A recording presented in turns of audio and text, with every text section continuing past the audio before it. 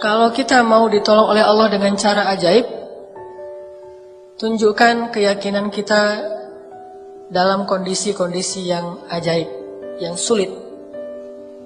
Justru saat itu Allah akan menunjukkan pertolongan-pertolongan yang ajaib. Kalau kondisinya biasa-biasa aja, maka Allah akan menolong kita juga biasa-biasa aja. Dan tipsnya, kadang-kadang kita harus nekat sedikit. Karena hanya dengan sedikit nekat, kita bisa belajar tawakal.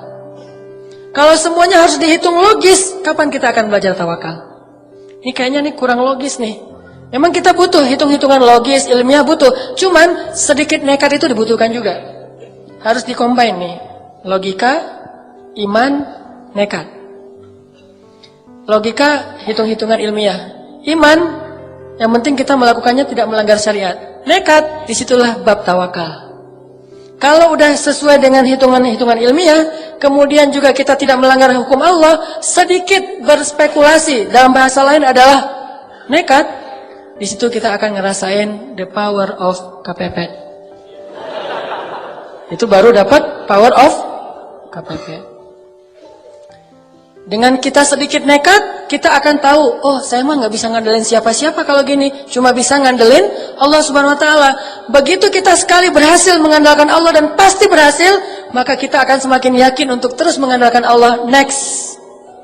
Dalam next kasus, next time, kita pasti akan lebih yakin untuk ngandelin Allah. Makanya saya hampir bisa dibilang agak nggak terlalu gampang galau kalau urusan pemeliharaan Allah. Nggak punya duit, nggak galau sama sekali. Saya pernah cerita juga, di Kairo kalau lagi nggak punya duit, makanya minum air putih sama kurma yang udah berjamur gitu. Kurma yang udah agak-agak, udah lama gitu, udah lebih dari setahun udah berjamur, kan udah keras, ditaruh di air, direndam, kalau udah agak lembut baru dimakan. Tapi kalau lagi ada duit tadi, sehari 3 kali di restoran. Nggak punya manajemen, baru ada manajemen pas udah nikah. Cie. Jadi ini yang saya bilang the power of doa. Doa itu luar biasa, bisa benar-benar bisa break the impossible. Sampai saya berada di Bandung ini juga impossible. Dulu bagi saya Bandung itu kota yang nggak mungkin saya akan tinggal di sana.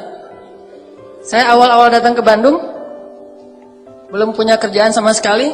Saya berdiri di sebuah tower. Saya naik ke sebuah tower di kota Bandung, terus saya bicara sendiri. Saya butuh waktu 5 tahun ya Allah, ingin bisa menjadi seseorang yang bermanfaat di kota ini.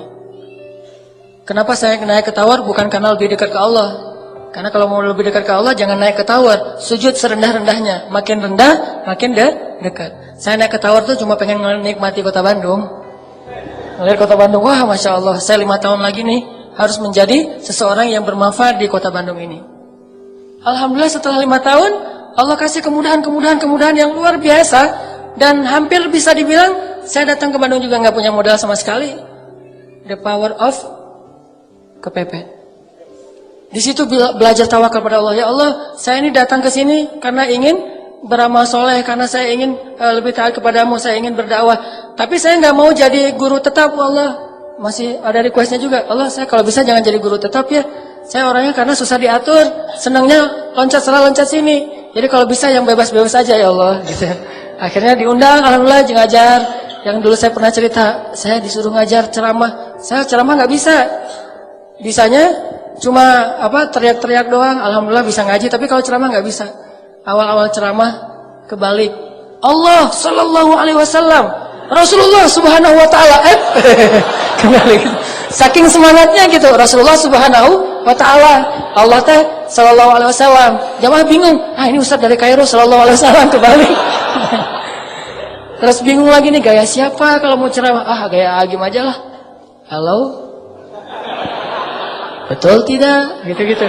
Waktu itu kan saya belum Sunda sama sekali, baru datang dari Aceh, tiba-tiba ngomong bahasa Sunda, kan patah-patah banget tuh. Jadi orang yang dengar juga kasihan ngelihatnya. Aduh, kasihan ya misalnya. Udahlah kan, mereka mau dengar bukan karena enak ceramahnya, karena kasihan. Lewat aja. Ternyata nggak nyaman gaya Agim. Saya ganti Zainuddin Amjad. Assalamualaikum. Nggak dapat juga.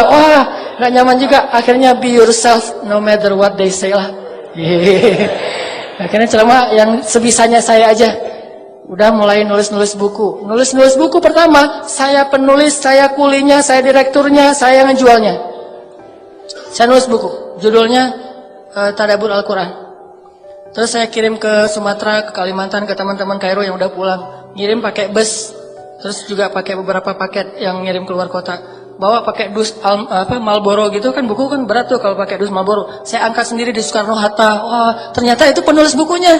Angkat buku. Nih saya mau ngirim ke buku apa nih? Buku tentang Tadabbur Al-Quran. Oh ya, siapa penulisnya? Hanan At-Taki gitu. Oh ya, padahal saya jualan di book fair. Kan ada book fair di Braga dulu tuh, Islamic Book Fair. Jualan, alhamdulillah dari percikan imannya Pak Amiruddin ngasih satu space buat saya display buku saya. Saya bikin X banner, saya bawa naik motor hujan-hujan pakai jas hujan gitu, turunin buku basah-basah, naruh disusun-susun. Setelah disusun-susun saya balik lagi ke toilet, ganti baju yang agak-agak keren gitu seolah-olah penulis, baru balik lagi. Saya udah pakai dasi gitu, udah yes, penulis gitu kan. Pas orang datang, "Ah, ini buku siapa?" Ini wajahnya mirip.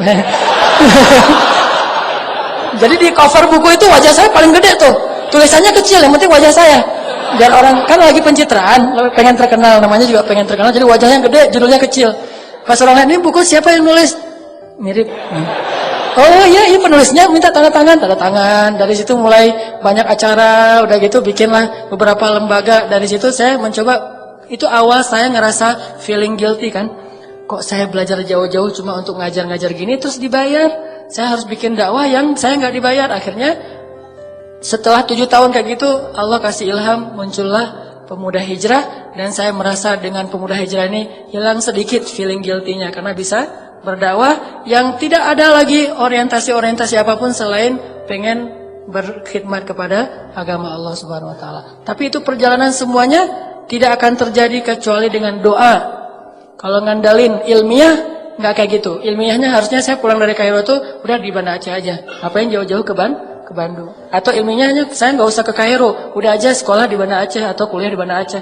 Tapi nggak pakai ilmiah doang, pakai iman, pakai rububiyah, pakai keyakinan bahwa Allah yang di Indonesia dengan Allah di Mesir sama. Sedikit nekat kadang dibutuhkan. Yang penting jangan bikin Allah kecewa. Itu aja. Kalau kita nggak bikin Allah kecewa, kita masih tetap bisa ngandelin Allah. Begitu kita ngecewain Allah, nggak bisa ngandelin apapun.